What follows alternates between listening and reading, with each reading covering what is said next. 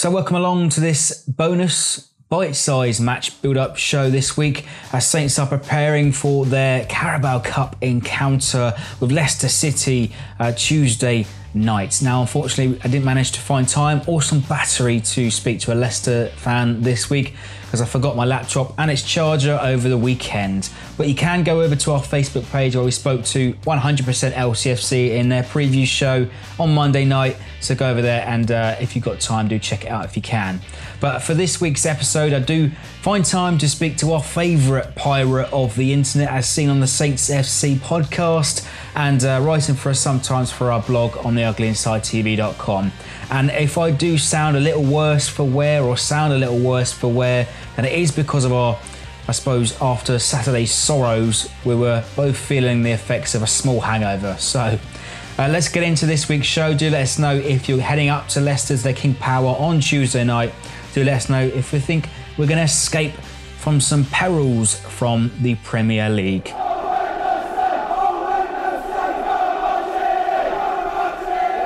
So welcome along to our bonus match build-up show and another guest face, or you could say a guest blogger for us now, appeared a few times on the Saints FC podcast, but he's been desperate to come on the show. William Porteous Blythe, the complete pirate alias. How are you, mate? Yeah, I'm all right. Yeah, not as hungover as you. I'm doing okay, but you've got more reason to be hungover than I. So there you go. We're going to power through this build-up show. So, I mean, as usual, then we'll take a quick look back at, and remind ourselves of yet another disappointing day.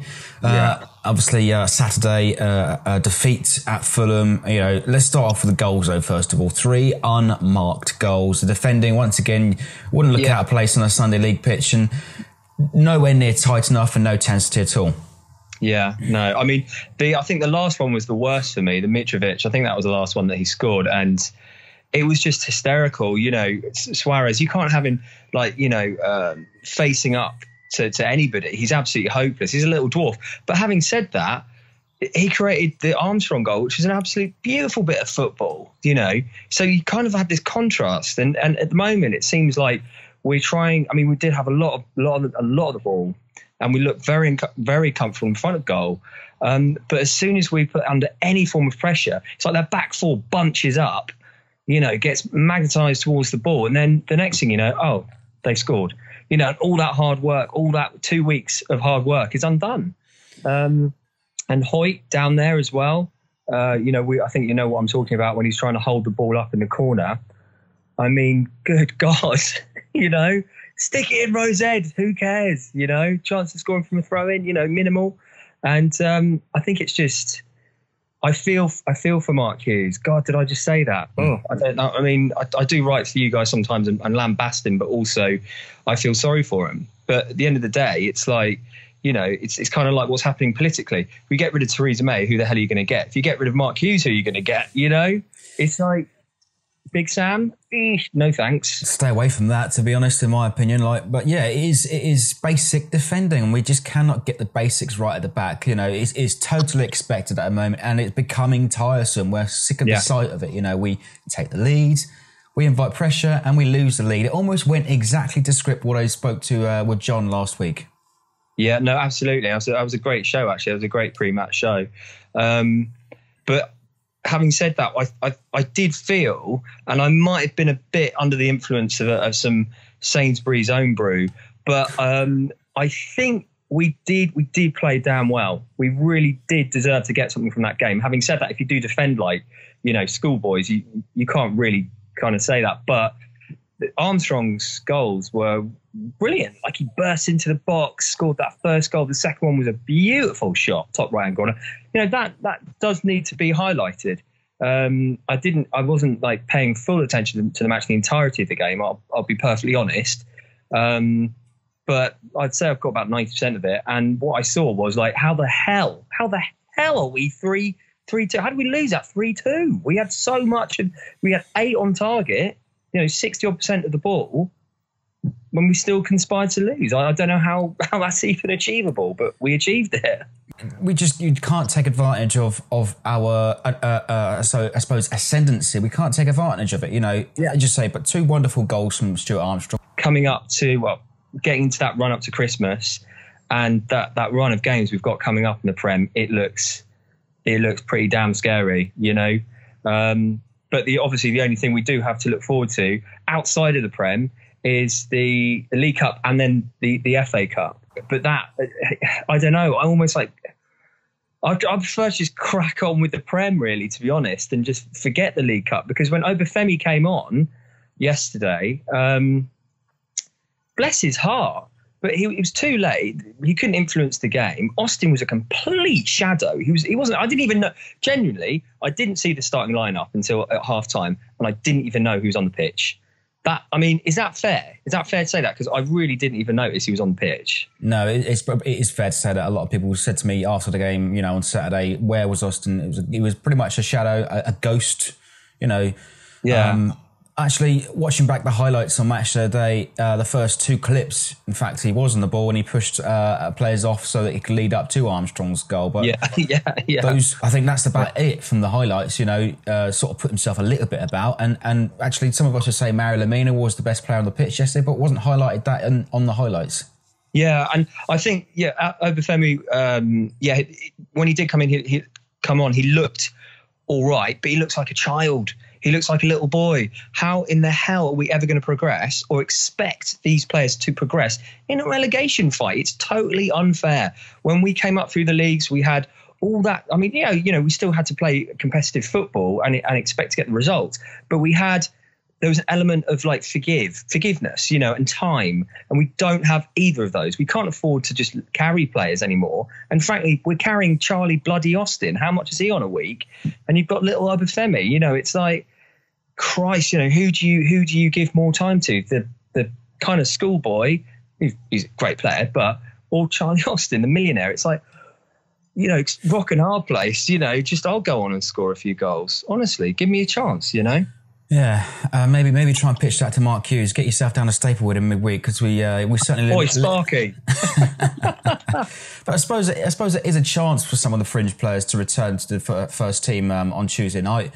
You know, obviously this game is a postponed fixture because of the helicopter disaster with Leicester's owner. But we sneaked through, the last round, virtue of a penalty shootout. We employed a 3-4-3 or 3-5-2, whatever. We saw some appearances from Angus Gunn. He's clearly going to be our cup keeper this year. Jack Stevens, Bednarek, Target all played that day. Target played on Saturday. But it is a chance to see some of the players that were on the bench on Saturday, so the likes of Gunn back in the team, you know, Davis, Vestergaard, Ward-Prowse and Obafemi to feature against Leicester.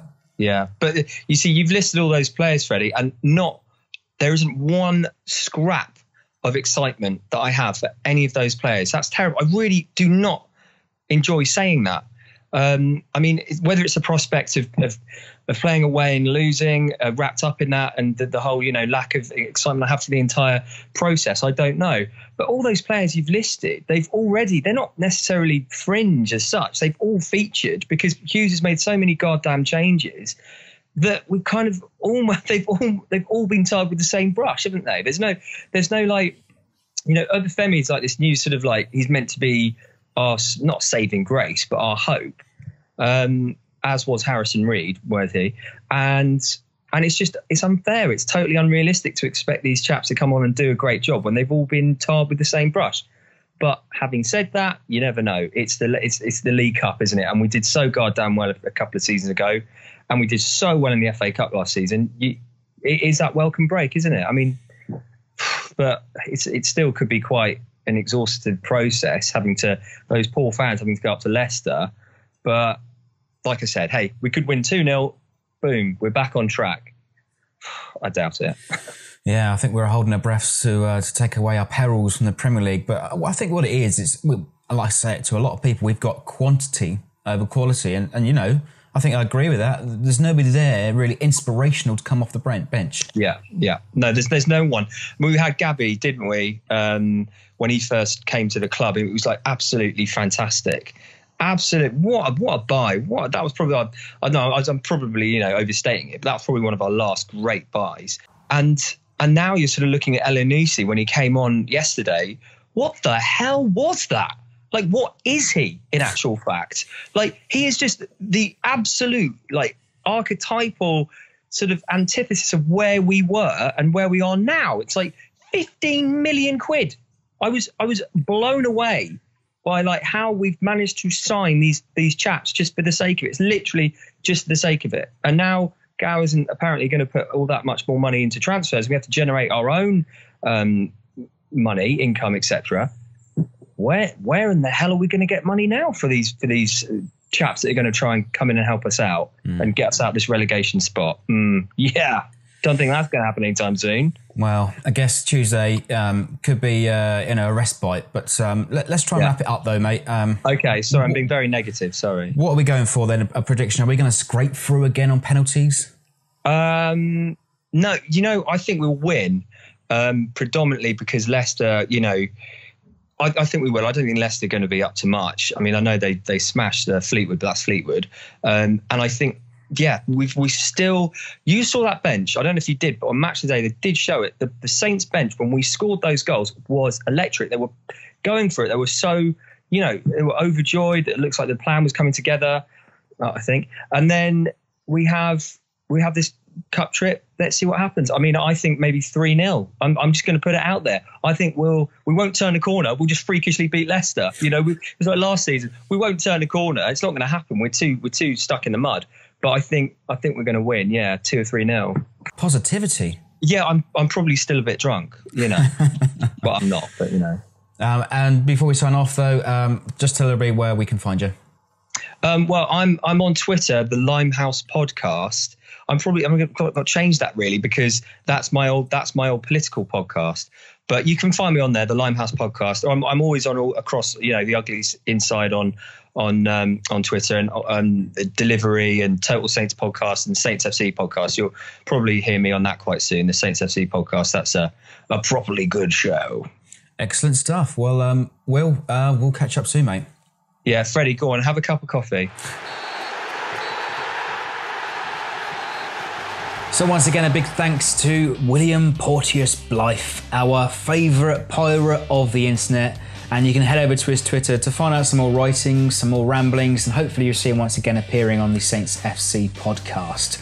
Do let us know how you think Saints will fare on Tuesday night's League Cup campaign and who's waiting next in the quarter-finals. It is Manchester City. So do we sack this one off and 100% concentrate on the Premier League? Do let us know if you're going up with some positivity. I'm not holding my breath too much. And up next in the league is Manchester United. So we will catch up later on this week with a full match build-up show. Thanks for watching. Thanks for listening.